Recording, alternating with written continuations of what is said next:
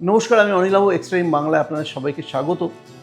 বিশ্বকাপ চলছে আর বিশ্বকাপের গল্প বলছি আমি। তিনটে বিশ্বকাপ নিজের দেখার অভিজ্ঞতা থেকে বিভিন্ন রকম গল্প আপনার সামনে নিয়ে আসছি। গতবার 2022-এর দোহা বিশ্বকাপ, কাতার বিশ্বকাপের ফাইনালটা নিশ্চয়ই আপনাদের সবার মনে আছে। কিন্তু এই ফাইনালের আগে যে মেসিকে আমরা কিন্তু দেখেছিলাম, সেটা নিয়ে কিন্তু তখন থেকেই কিন্তু একটা প্রত্যেকের মধ্যে একটা আশা তৈরি হয়েছিল এবারে কিন্তু বিশ্বকাপটা মেসি কোনোভাবে হাতছাড়া হতে দেবেন না। কারণ হচ্ছে যে আমার সঙ্গে সে সময় বেশ কিছু আর্জেন্টিনান সাংবাদিকেরও কথা হয়েছিল যে, এবং আপনারা যদি এখন খুব ভালোভাবে সে ব্যাপারটাকে ভাবেন বা বিশ্লেষণ করেন, দেখতে পাবেন যে এই যে একটা প্রসেসের মধ্যে দিয়ে মেসি কিন্তু তৈরি হয়েছিলেন 2022 বিশ্বকাপের আগে। প্রথমত একটা হচ্ছে যে স্পেশালি হচ্ছে কাতারের সঙ্গে মেসির একটা সম্পর্ক। কাতারের যে স্পোর্টস যে হসপিটাল বা স্পোর্টস রিহ্যাব সেন্টার এবং সেখানকার যে ইনফ্রাস্ট্রাকচার, তার সঙ্গে মেসি কিন্তু ভীষণভাবে পরিচিত ছিলেন। কারণ আপনাদের হয়তো মনে থাকতে পারে, পিএসজিতে থাকাকালীন মেসির যখন ইনজুরি হয়, সে সময় কিন্তু এই অ্যাসপেটাস যে হসপিটাল কাতারের, যেটা হচ্ছে পৃথিবীর সর্বশ্রেষ্ঠ স্পোর্টস হসপিটাল, সেখানে কিন্তু মেসির চিকিৎসা কিন্তু সেখানে হয়েছিল। এবং মেসির সঙ্গে কাতারের যে গভর্নমেন্ট, তাদের সঙ্গে কিন্তু সম্পর্ক ভীষণ ভালো। এবং মেসির জন্য ওরা যে কাতার ইউনিভার্সিটির যে গ্রাউন্ড এবং যে ফ্যাসিলিটি ওরা অর্গানাইজ করে দিয়েছিলেন, সেটা কিন্তু সত্যি দেখার মতন। কমপ্লিটলি একটা বিচ্ছিন্ন একটা জায়গা কাতার ইউনিভার্সিটি শহরের মধ্যেই, কিন্তু সেখানে ঢুকতে গেলে যে জোনটাতে ওরা প্র্যাকটিস করছিল বা যেখানে জায়গাটাতে ওরা ছিল, সেটায় ঢুকতে গেলেই কিন্তু রীতিমতন আপনাকে অনেকটা রাস্তা অতিক্রম করে যেতে হবে। একদম কমপ্লিটলি একটা নো ম্যানস ল্যান্ড টাইপের জায়গা, সেখানে কিন্তু মেসিদের রাখা হয়েছিল। এবং ইউনিভার্সিটির একটা গোটা ক্যাম্পাসকে কমপ্লিটলি চেঞ্জ করে দেওয়া হয়েছিল মেসিদের জন্য। এবং তার বাইরেও মেসির যদি অ্যাটিটিউডটাও দেখেন, সেক্ষেত্রেও কিন্তু কমপ্লিটলি একটা চেঞ্জ কিন্তু দেখা গেছে। আমি আর্জেন্টিনান সাংবাদিকদের সঙ্গে কথা বলে যেটা বুঝতে পেরেছিলাম যে মেসির সঙ্গে কিন্তু একটা লড়াই কিন্তু চিরকাল থেকে গেছিলো মারাদোনার।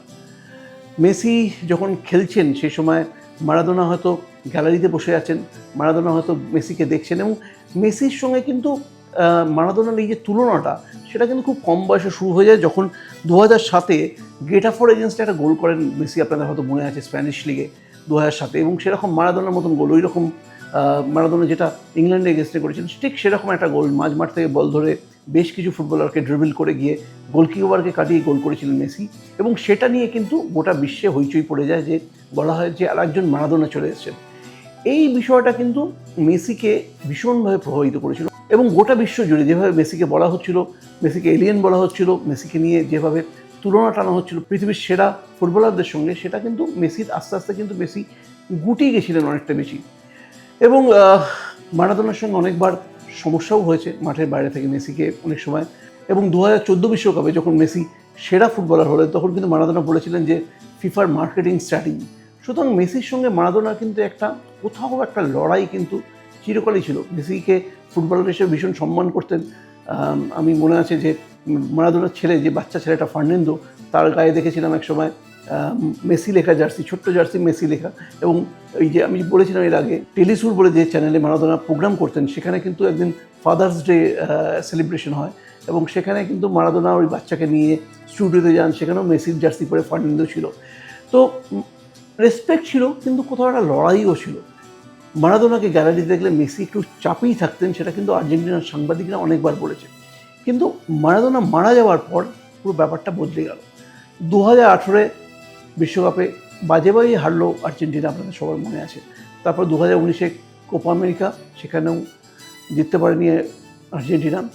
2020-তে মারা গেলেন মারাদোনা। এবং আপনি দেখুন যে 2021-এ কিন্তু একদম নতুন মেসিকে দেখলাম আমরা। রীতিমতো যে মেসি রীতিমতো অ্যাগ্রেসিভ, রেফারির সঙ্গে তর্ক করছে, রেফারি এগেনস্টে গিয়ে প্রেস কনফারেন্সে বলছে, টানেলে ঝামেলা করছে। টানেলে ঝামেলা এর আগেও বার্সেলোনা হয়ে করেছিলেন মেসি, কিন্তু সেটা আর্জেন্টিনার টিমের সঙ্গে সেই একাত্মবোধটা কোনো সময় তৈরি হয়নি। আপনারা সবাই জানেন যে মেসি একটা সময় জাতীয় সঙ্গীত পর্যন্ত গাইতেন না। কিন্তু ওই যে 2021 মারাদোনা মারা যাওয়ার পর যে নতুন মেসিকে দেখলো, সে কিন্তু একদম লিডার, সে কিন্তু ভীষণ অ্যাগ্রেসিভ একজন মেসিকে দেখলো। এবং 2021 থেকে মেসির যে এই যে মারাদোনার মতন হওয়া শুরু হলো, যে লিডার হয়ে ওঠা শুরু হলো, যেটা আমরা দেখতাম যে 1986 বিশ্বকাপে দেখেছি, 1990 বিশ্বকাপে দেখেছি যে মারাদোনা কীরকমভাবে একটা মিডিওকার টিমকে কীভাবে লিড করে নিয়ে চলে যেতেন, সেরকম কিন্তু মেসিও কিন্তু 2021 থেকে শুরু হলো, এবং মেসির টিম স্কলনির টিম সে কিন্তু জিতলো হচ্ছে কোপা আমেরিকা। এবং 2022-এও কিন্তু সেম জিনিসটা আমরা দেখলাম, যে আপনি জানেন যে কোয়ার্টার ফাইনালে কী গণ্ডগোল হয়েছে, মেসি নিজে ঝামেলায় জড়িয়ে গেছেন, এবং এটা কিন্তু মেসিকে আগে দেখতে পাওয়া যেত না। এটা কি হলো, যে ওই যে প্রেশারটার উপর ছিল মারাদোনা গ্যালারিতে থাকলেই, সেটা কিন্তু মেসির কাছ থেকে অনেকটা কমে গেল, এবং যে উনি যে লিডার সেটা কিন্তু তিনি ভাবতে আরম্ভ করলেন। এর আগে কি হতো, হয়তো এরকম হতো যে মাইন্ডসেট কোথাও একটা সাইকোলজিক্যালি হয়তো এটা ফিল করতেন যে মারাদোনা গ্যালারি থাকা মানে তার উপর একটা সবসময় একটা কম্পেয়ার করার একটা চাপ তার সঙ্গে রয়ে গেছে, তার খেলার সঙ্গে রয়ে গেছে, সেটা হয়তো চাপে রাখতো। কিন্তু 2022 বিশ্বকাপটা বদলে এলো। আসলে অ্যাকচুয়ালি মেসির আপনি যদি আত্মজীবনীও পড়েন সেরকমই দেখবেন যে ছোটোবেলা থেকে একটু সফট টাইপের আর কি। মেসির যিনি মা, তার একটা ইন্টারভিউ পড়েছিলাম, সেখানে ওনার মায়ের নাম হচ্ছে সেইলা এবং মার্সেলা, ওর বোনের নাম ছিল মার্সেলা। সেইলা এবং মার্সেলা ওরা খুব ক্লোজলি ওরা থাকতো রোজারিওতে, যেখানে মেসির ছোটোবেলা কেটেছিল। মেসিরা 3 ভাই ছিলেন, একজন বড়জনের নাম ছিল হচ্ছে মাটিয়াস, মেজো ভাই হয়েছেন তার নাম ছিল রড্রিগো, এবং মেসি ছিল ছোট লিও। আর মার্সেলা যে মাসি, যে তার 2 ছেলে ছিল, তাদের একজনের নাম হচ্ছে ইমানুয়েল আর একজনের নাম হচ্ছে ম্যাক্সমিলিয়ানো। তো এরা যখন একসঙ্গে হতো, প্রতি রোববার একসঙ্গে হতো এবং ফুটবল খেলতো। এবং ইমানুয়েল যেমন এখনও মানে ফুটবল খেলতেন একটা সময়, মানে প্যারাগুয়ের একটা ক্লাবে, অলিম্পিয়া ক্লাবে খেলেছেন। তো ইমানুয়েল এবং মেসি খুব ক্লোজ বন্ধু ছিল, এবং এরা যখন খেলতো একসঙ্গে, দাদাদের সঙ্গে ফুটবল খেলতো, এবং প্রতিদিনই নাকি সেইলার গল্প, যেটা মেসির মা গল্প করেছিলেন, যে সে সময় প্রায়ই এসে কাঁদতে কাঁদতে বলতো যে ওরা আমাদের জোর করে হারিয়ে দিয়েছে। তো এই সফটনেসটা ছিল মেসির মধ্যে, যে কাঁদতে কাঁদতে হেরে গেলে কাঁদতে কাঁদতে মায়ের কাছে অভিযোগ করাটাই ছিল অ্যাকচুয়ালি। তো সেই মেসি, সফট মেসি, যেটা যিনি এই আক্রমণগুলো, এই যে বিভিন্ন রকমভাবে তাকে অ্যাটাক করা হয়েছে মাঠের বাইরেও, সেগুলো অ্যাবজর্ব করে গেছেন। কিন্তু 2021-এর পর থেকে একটা নতুন মেসিকে দেখলো আর্জেন্টিনা। টিমের সঙ্গে জাতীয় সঙ্গীত গাইতে আরম্ভ করলেন। যদি আপনাদের মনে থাকবে যে প্রত্যেকটা গোলের পর ওই আর্জেন্টিনার সাপোর্টারদের দিকে চলে যেতেন, তাদের সঙ্গে নাচতেন, গ্যালারি জুড়ে নাচানাচি চলতো, তার সামনে আর্জেন্টিনার ফুটবলাররাও নাচতো। তো এটা একটা নতুন মেসিকে দেখলো, এবং আমার বিশ্বাস এই যে এই বছরের বিশ্বকাপটা মেসি খেলছেন, এটা কিন্তু মেসিকে সাপোর্ট করবে। কারণ হচ্ছে যে যেহেতু বিশ্বকাপটা আমেরিকায় হচ্ছে, ওই যে সাপোর্টটা উনি পাবেন, আমেরিকায় সাপোর্টটা পাবেন, আর্জেন্টিনার সাপোর্টাররা অনেক বেশি পরিমাণ সাপোর্টার আসবেন আমেরিকাতে। মেসির কিন্তু আমি এবছরও মেসিকে কিন্তু উড়িয়ে দেবেন না। আমার মনে হয় যে আমি এবারে বিশ্বকাপের গল্প বলছি না, ডেফিনেটলি আমি পুরনো বিশ্বকাপগুলোর কথা বলছি। তবুও কোথাও একটা বলবো যে এবারে বিশ্বকাপেও কিন্তু মেসি কিন্তু নতুন কিছু চমক দেখাবেন, অন্তত দলকে লিড করবেন। হয়তো পুরো সময় খেলবেন না, এরকম হবে, কিন্তু এই আর্জেন্টিনা টিমকে কিন্তু তার অভিজ্ঞতা দিয়ে, তার লিডারশিপ দিয়ে মেসি কিন্তু এবারেও আর্জেন্টিনাকে একটা টাইটেলের একটা কন্টেন্ডার করে তুলবেন। Extra time.